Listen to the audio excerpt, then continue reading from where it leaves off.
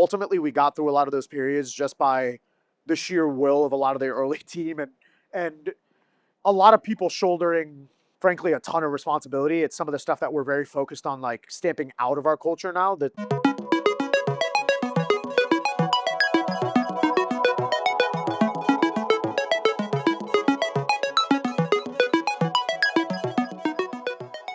You had time though, because I feel that, especially with your background in entrepreneurship, you do build up a level of resilience.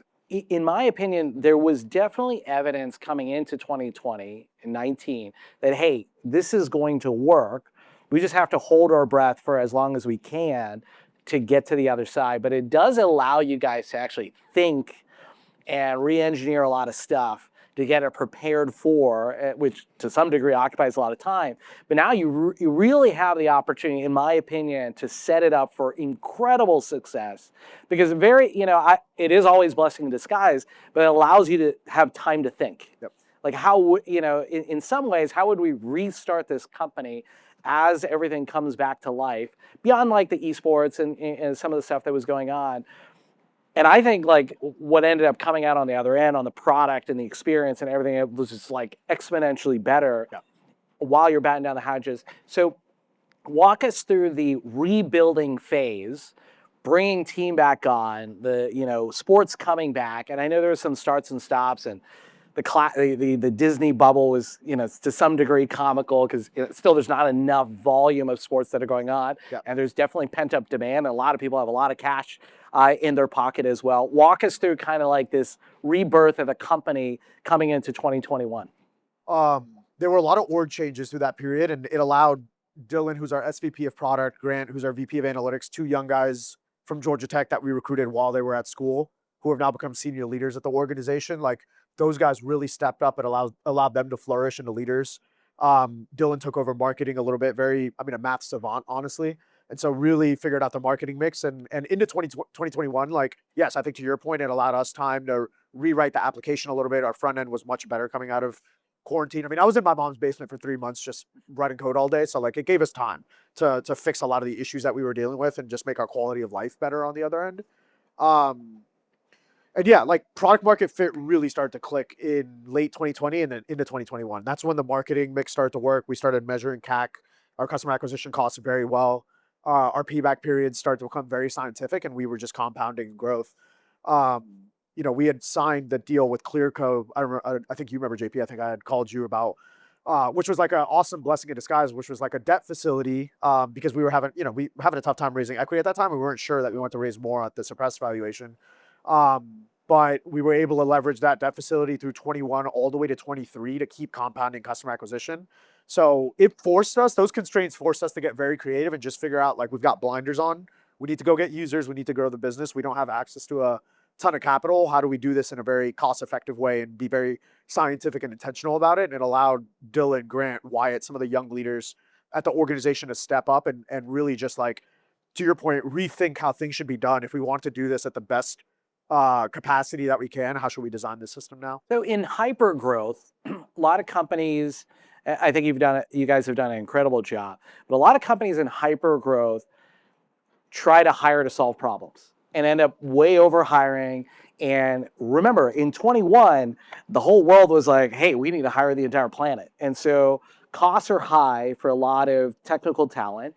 There was a lot of over hiring. And I'm not saying any company, including ours, figured it out perfectly.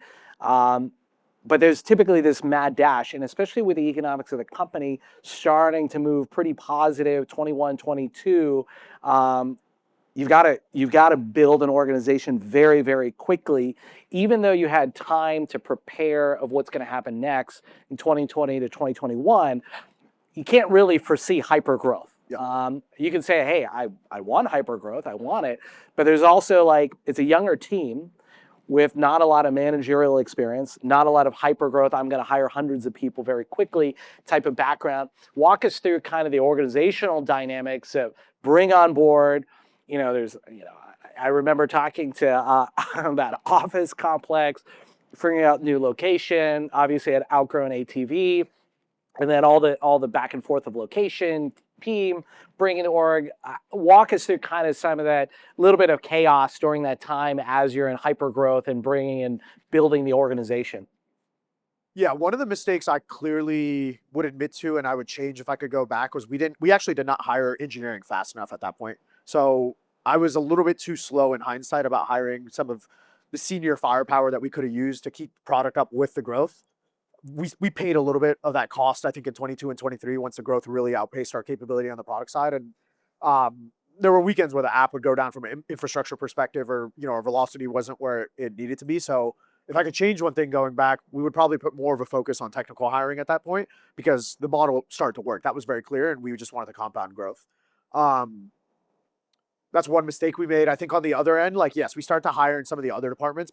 I would say probably like 2 years later, looking back on it, we started to create a little bit of bloat in some of the ops heavy departments, in some of the marketing department, et cetera, where, we wanted to pour more fuel on the fire, or we're building organizations to create capability where like technology is not available, by just staffing it with manual ops people. And so we eventually, right sized, I think, some of those ratios, et cetera. But like, yes, I think those are some of the costs that we paid for lack of foresight and just moving a million miles an hour, not having the right foresight on technical hiring. And then obviously, just some like very quick decisions being made to just keep up with hyper growth from 21 to 23. I will say like 2023 is like the period we remember probably at peak virality in terms of brand and the echo chamber that we were starting to create on YouTube and Twitter and with our influencers. And I think we signed Deuskar in 24, but it was all kind of leading up to those moments where we just started to really, I think the brand became really recognized at a national level and especially in our demographic, et cetera. So, And you talk about it, and I think every hyper growth company experiences. We definitely experienced it where you go from, hey, let's be conservative fiscally, to, oh shit, we have to get ahead of this a lot faster. And we can't just hire operational team members, especially from the software development, data science, and these components. You need to find actually leadership too. And it's the classic skate to where the puck is going. But then there's this shyness early on of like, hey, we just dealt with like the entire nightmare 5 seconds ago. Now you're saying we need to overspend and get senior leaders who can build a larger organization. And then even the code base, transition code base to be large enterprise class, going from, hundreds and thousands of active users to hundreds of thousands of active users, a very different type of infrastructure scale. Can you walk us, because we have a whole room of engineers, data scientists, infrastructure team members, cybersecurity, all these other components, payment systems. There's a lot of mirroring between what you guys have created and kind of what we've done as well. Walk us through kind of how you kind of dealt with that as a leader from a technology standpoint in a lot of areas that you didn't have experience. Walk us through kind of that journey. Yeah, I mean, there was a lot of senior leadership we brought in over that period. Our VP of Finance who grew into our CFO, Ari, our Chief Legal Officer, Jason, who's still with us today, HR, our VP of Engineering, we brought him in 2021 because, yeah, I mean, that was the first thing I had. I was like, hey, we're starting to get to a size where it's beyond 10 or 12 engineers, largest teams I've ever managed. And the infrastructure and the scale is just beyond anything that like me and our Adam Blaschke, our lead architect, can handle now. Like we're going down too frequently. We're not providing the 6-star customer experience that we want to provide. So it was a lot of senior leadership, getting the right senior leadership in place to start to build the organization out and make sure that we're scaling like an org properly before we just bring in 30, 40, 50, 60 engineers or infrastructure resources, data scientists, et cetera. A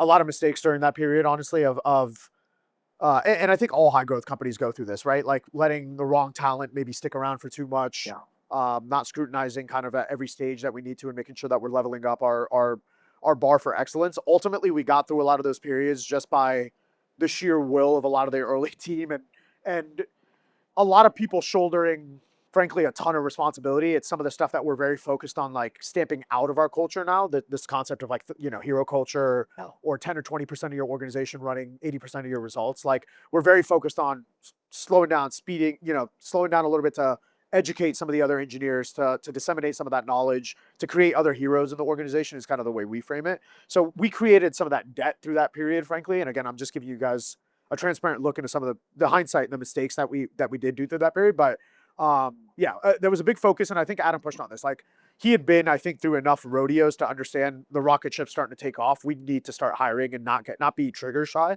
So he pushed Dylan and I in those early days a lot on like, go find the senior leadership. Like let's not be let's not try to do everything on our own. Basically, was kind of the mentality Dylan and I might have had at that period. And it was good. We were able to find good talent that helped us, basically scale the organization from, like you said, tens of thousands of monthly actives up to hundreds of thousands, and eventually got to seven figures in the last 2 years.